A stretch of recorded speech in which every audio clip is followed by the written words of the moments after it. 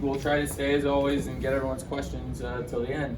Who wants to go first? There was a real scary moment with Joey after his match where all the medics came to the ring, a bunch of referees, agents. How is Joey and everything like that? Joey's absolutely going to be okay. I wanted to get everyone out to check on him immediately and called for people right away. When the referee called for help, sent people, and Jack was back there, and Jack and Joey are super tight. Jack wanted to come in and check on Joey as a friend, and it was he's totally going to be okay, and I think he'll be at Dynamite in Nashville on Wednesday. Okay, good. Tony, the judges concept is a really cool concept, having the 3 judges there for the world title match. I wondered, what's the plan going forward in terms of having judges? Is it kind of as and when it calls for? Is it all the time? What's the strategy going forward? Yeah, I think when we have really big matches where we want to make sure that there's not going to be a draw, if we have 3 judges and say there has to be a winner, at least it gives people the guarantee that if there's a draw, there'll be a vote and there's going to be a winner. So at least it'll give that finality.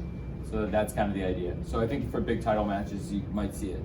Tony, Chris felt that having Dean Malenko out there was unfair due to their past rivalry. Did anybody voice any concerns to you about that before the match? Because he definitely got into it with Dean a little bit during. Yeah, that was great. I think we thought that might happen, and we thought that would be great wrestling television. So that was part of it. But frankly, Dean's a official of the company, and you expect Dean to be professional, and I think Dean would vote for the best man. I don't think anybody would think Dean Malenko would be an impartial kind of guy. I think that's what made it work, and I think that's what why it's great for the fans and why everyone liked it, because Dean Malenko kind of represents the kind of great champion that you'd expect to have integrity as a judge. Tony, for a longtime wrestling fan, what is it like for you to have an event in an iconic building like this? It's really cool because I've followed events my whole life in this building. It's a great building with a lot of history in wrestling, and I've frankly, it's no secret that I've played around writing wrestling shows my whole life, and I'd be lying if I said I hadn't written a lot of shows here. It's my first full gear here. I've done a lot of Dynamites here. I've never done it was honestly very special. I think if I had to go to an island, I was just saying this to people before I came in, if I had to go to the desert island, if I could only take maybe 2 pay-per-views, I'd probably take Double or Nothing and Full Gear. We heard your voice on a Dynamite. Are we ever going to see you as a permanent character? That was not an intention to make insert me as a character or anything. It's just the fact is obviously it's not a secret that I'm the owner of the company, and I have final say over everything we do at AEW. So that the idea that the match would not be sanctioned, that for such a huge match we'd be doing something that would really shift the focus of the match, and as you saw from the kind of match we were doing and the story that I think was trying to be told, and what we wanted to deliver in terms of providing just frankly a badass wrestling match and a cool lights out concept, it was really just me delivering the news, and I think that's a realistic thing. And the camera had followed John back from the time limit draw, and I think he was looking to see me, but really everyone knows that I don't want to interject myself in that way, and frankly it wasn't really my idea. John kind of came to me, as you saw. Tony, what conversations do you have with the Maryland State Athletic Commission to have an unsanctioned match here? We said kind of what we were looking to do, and I think everything was frankly safe, and the guys didn't do anything that really would have put either of them in harm's way to the point where we didn't feel good enough about doing it. But certainly the idea that it would have made sense in the context of a wrestling match also didn't make sense. So certainly with the rules of the world of professional wrestling, you couldn't sanction that match. The ring got ripped apart and all kinds of crazy things happened. So that's the thought process, but it was all good with them. What about Cody's cut as well to continue that match? It was very good. The doctor immediately saw Dr. Sampson, who's one of the best known doctors in professional wrestling, and has obviously done some of the best stuff in professional wrestling in the history of ringside doctors. Went in and checked and thought it was okay, and we sent him in immediately, and he reported back he thought it was good and kept the match going. Tony, there was a report that Jimmy Havoc and Excalibur got into a fight in front of you on Thursday. Anything you can comment on? I wouldn't call it a fight, but I've seen a lot worse in the world of football, both in England and the NFL. I've seen a lot worse, and I saw a lot worse tonight. But yeah, they scrapped around. But the next that was cool. It was cool. It was cool yesterday. It's cool today. It's fine. Tony, will that count towards Excalibur's record in AEW? I wouldn't. It would be a draw. I think if we're bad at best. But keeping in mind your comments about not being an on-screen figure, and we just had Jericho and Hangman kind of throw out their own challenges, are you going to take the talent, consider their suggestions into consideration, or are you really looking at like what's the best match? No, we're week to doing week? those matches. Those matches, they were gonna. I mean, since are you asking me if those were doing the matches they asked about? Yes. Yeah, and those on the bigger specific picture. matches. Yeah, I think we do take that into consideration, and we were gonna, I think, confirm that coming out of here because I'm good to confirm those matches. So we will sanction those matches. So yeah, this week on Dynamite, it will be Chris Jericho and Sammy Guevara versus Scorpio Sky and Kazarian for the tag team title, and we'll see if the Inner Circle can take all the championships in AEW. And it was big for Chris, and it was a big night. It's his birthday, and for him to lay down that challenge, I think SCU want the match, and that's a huge match for Dynamite. So it is going to be the Inner Circle versus SCU for the tag title, and then Hangman Page came in and he wants a rubber match with Pac, and the last time they were in the Scrum, it went very differently. Like Pac was the one who came in and wanted in the Scrum. This time, I think Hangman, even though he won tonight, and a lot of people thought he would feel like he kind of settled it, he feels like there's unsettled business. So that's definitely going to be another huge match on Dynamite. So yeah, we're going to do that. It's going to be Hangman versus Pac also. So the AEW's women's division.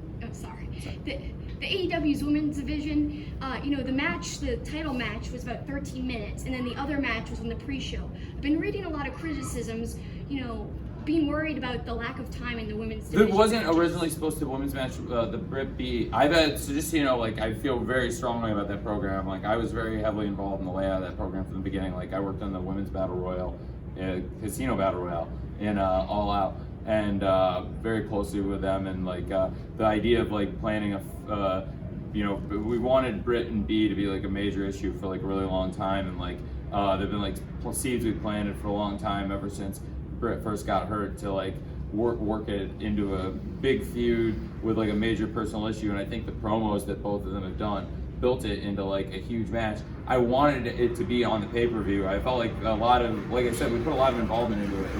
It was probably the first match that I myself had that much involvement in, actually laying out, was the Battle Royale, where they were the final two along with Nyla, and they kind of knocked each other out when Bea kind of screwed over Britt.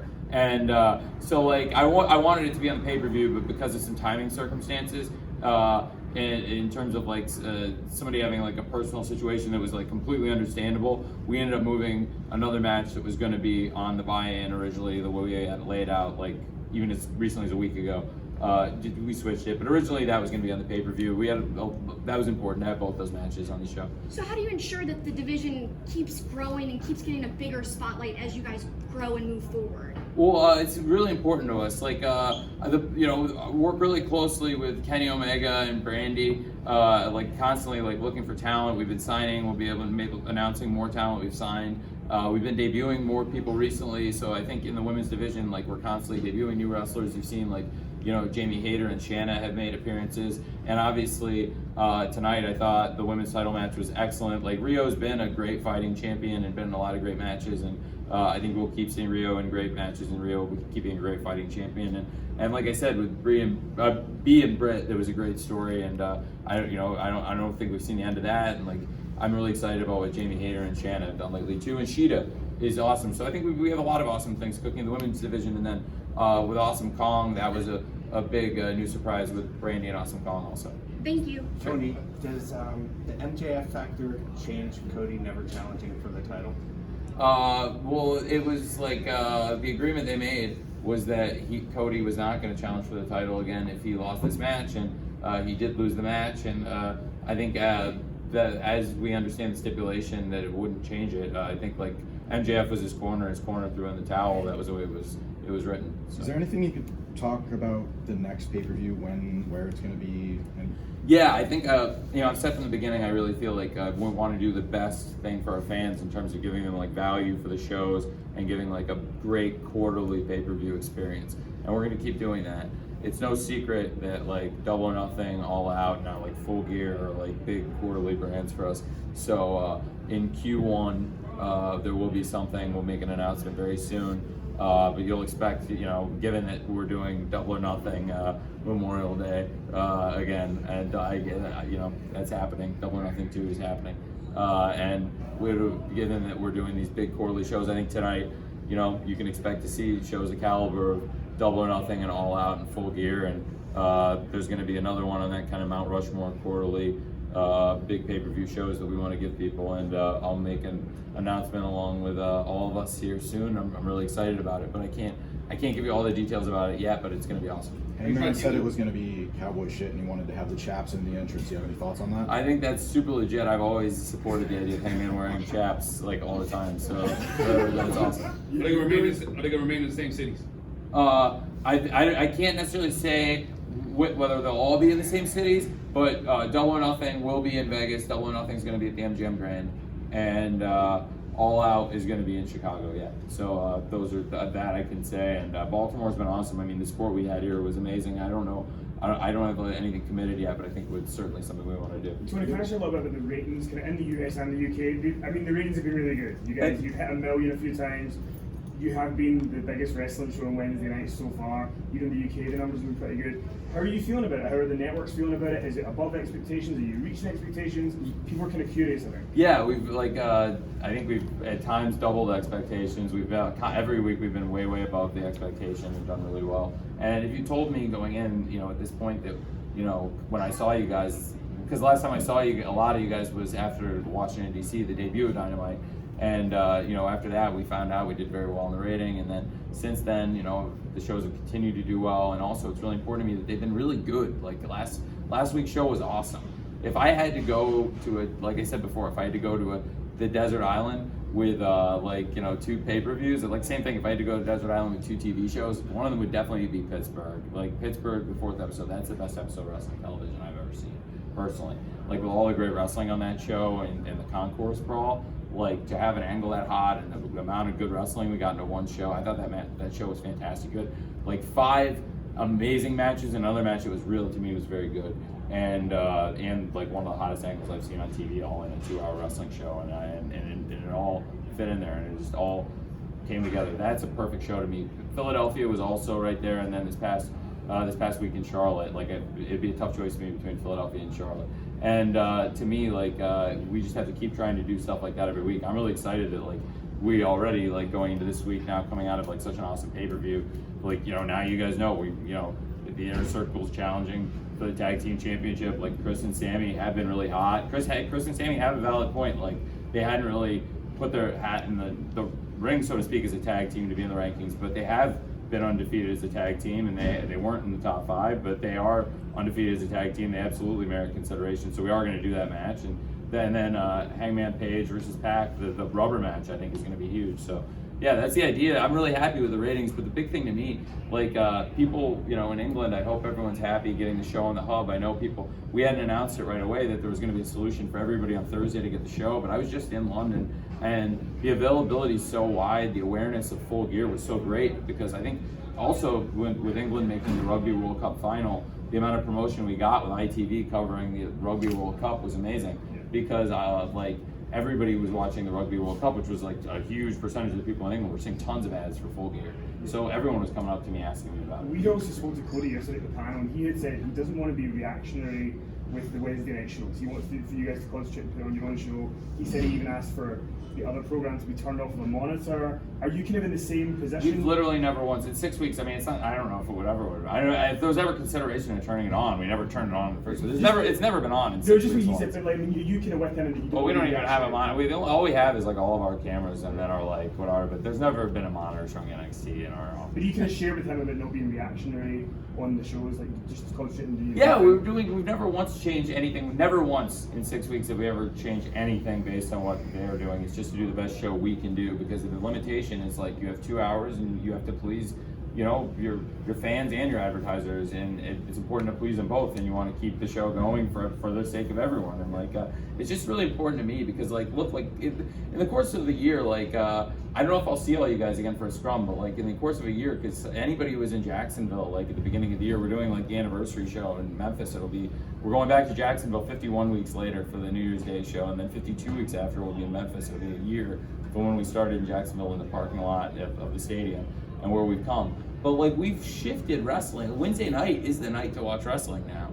And like, think about what we've done in a year. We've done a few of the best pay-per-views I've ever seen. Like, you know, and then what we've done for TV, it's shifted the landscape completely. So I'm really proud. But like tonight's pay-per-view, I'm just like really happy for the guys because like to be here, everybody's fine. We were out with like any serious injuries, thankfully, and I'm really happy for them because like you know, a lot of guys like sacrifice, I guess that, you know, they did. I mean, everybody's a part of this awesome company, but there were people that like when they came here, they didn't know what they were getting into. Like I had the greatest conversation with like Trent after his match because like Trent's somebody I really believed in. I told him when he came, like he had a spot, and like when he came here, I told him like I believe in you. Like you're somebody I've liked for years, and I really want you to be here. And then I I wanted him in this spot. It was my idea. Like we put him in a great spot, and he did really well in the rating. It showed that people are invested in the best friends and Trent, and that Pac is a big headline star. They drew a great rating if you look at the numbers. And also, it was like a star-making, coming out performance, I thought, for Trent. He walked back and he said, "Hey man, thank you for believing in me, thank you for trusting me, thank you for putting me in that spot." I said, "I told you." And he said, "Yeah, I know, man. I'm glad I left Japan."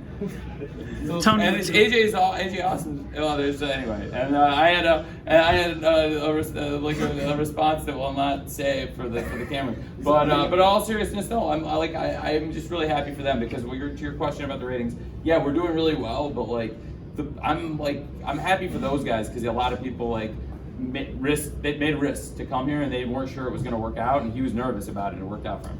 So Tony, you're doing great ratings in Canada on TSN, moving to TSN 1 very soon. Do you have a timeline on, you know, when you'll do shows in Canada? Will Canada get the first non-US show, and which cities are you actually? It's certainly a possibility Canada could get the first non-US, so I think it's possible. You know, we'd like to do shows all over the world. We have so many great international partners, but I think we certainly would like to go to Canada. I'd really like to go to England. London is like one of my hometowns. I love it, and I would love to go there, to the UK, and specifically to London. But I would also like to go to Canada. No timeline on when? I don't have exact dates in 2020, but exactly yet. But I would like to do that. So speaking of ratings and AEW being red hot, you sound one of the best ratings in JK.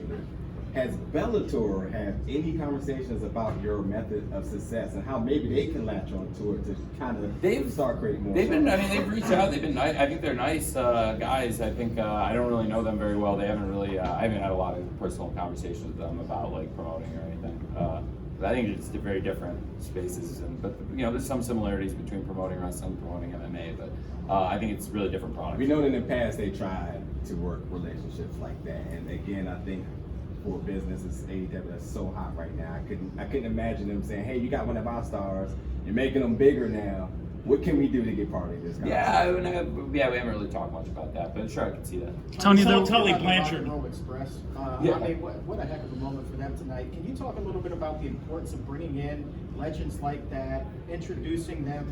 You know, this is a new audience, seeing them, a lot of them for the first time, really getting that. What's the importance of bringing them in for AEW, and just your reaction for, you know, a suicide? That was like, so I'm a huge fan of the Rock and Roll Express, but that was 100% the Young Bucks idea, and the Young Bucks wanted, they're idols, and like I was 100% for it because they're like idols of mine too. I'm obsessed with tag wrestling, the Rock and Roll Express against Midnight Express, and all the different territories. Rock and Roll Express against the Heavenly Bodies, both the Stan Lane and the Jimmy Del Rey iterations. The Rock and Roll Express, you know, against the Andersons, Rock and the Steel Cage, and so many, you know, the Russians, and I just think those guys are great. And to bring Ricky and Robert in, though, that was all Matt and Nick, and it was a great idea. And then to extend it and then get them into the pay-per-view, you know, in cities where the guys have had a history and wrestled some great matches. I just think it's awesome. And you know, a lot of the great cities that have a great tradition of wrestling, like those are the cities we tried to hit. And if you look, there's like a theme of where we've been doing shows. I think it's places that have had a great tradition of wrestling. Were you privy to the conversation when they were laying out the match? You know, yeah, we lay out. I'm privy to all conversations with everything they lay out. I do everything. Like I know. Like, was it Ricky's idea to do the dive, or was that still with the Bucks? I don't know whose idea. Okay, I don't know whose idea what we were doing is, but I know that like it was all everything we were doing was like those guys were going to be safe, and it was all stuff that they could do, and it was all.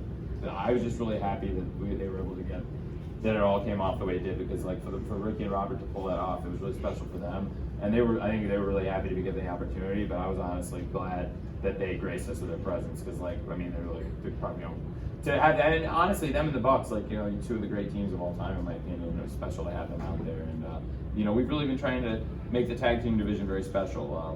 That's a huge focus on our company. Like you notice, a lot of those over acts we have are tag teams, and I'm really proud of what we've done. I mean, SCU are great champions, and what we've done to establish Private Party, I think, has been huge.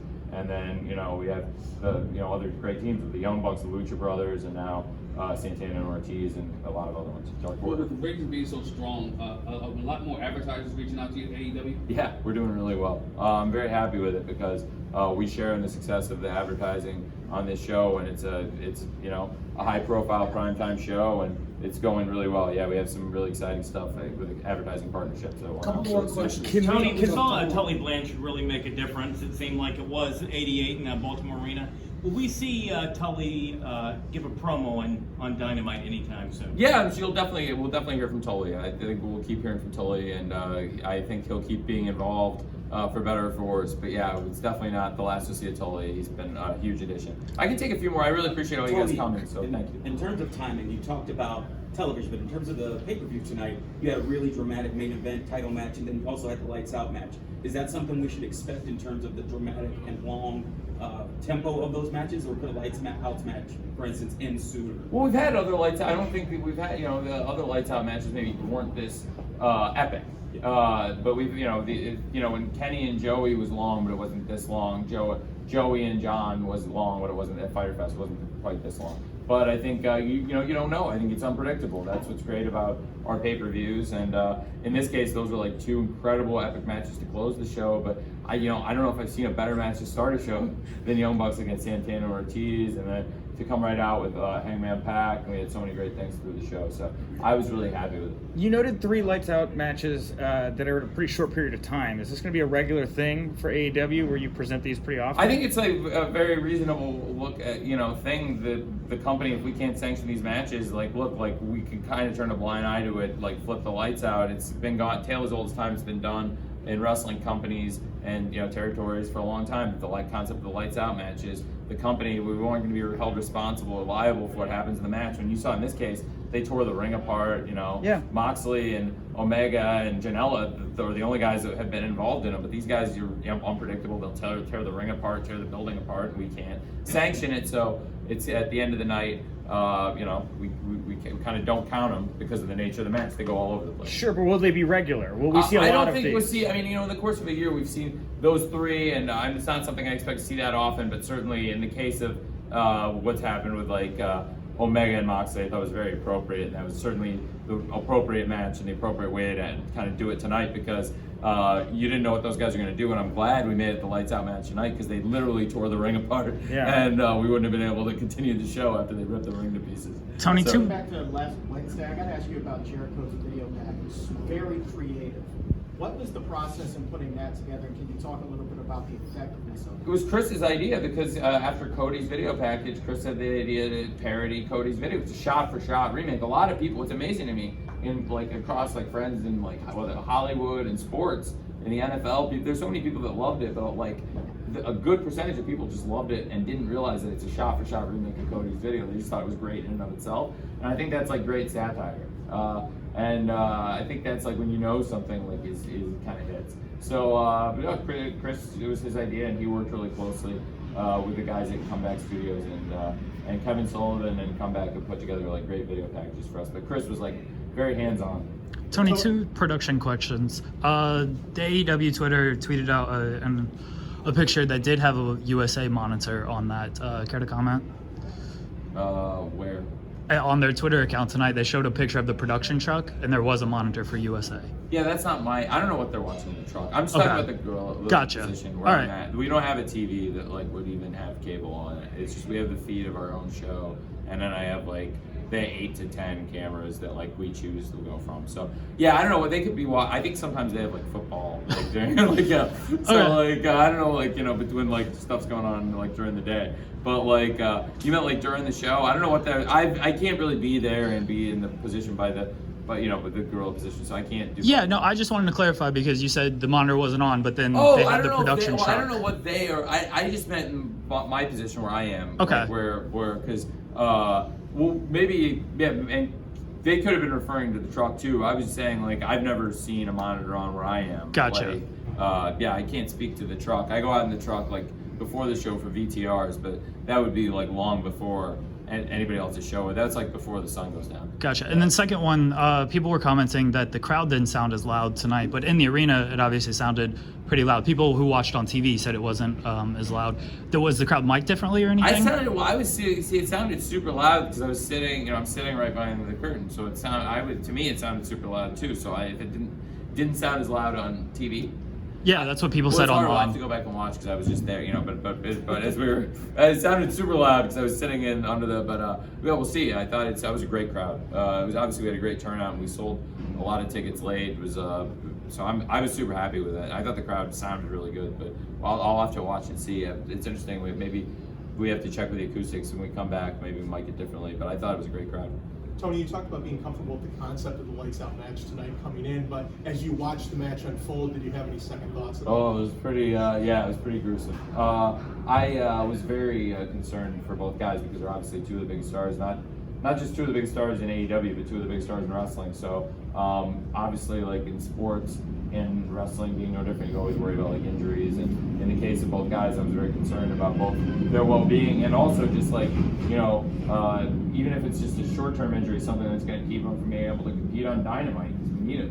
And I'm not sure. Hopefully, Kenny will be available. If Kenny's not back this week, I don't think it's anything that's going to keep Kenny out super long-term. But certainly, Kenny had a rough night. John was no picnic for him either.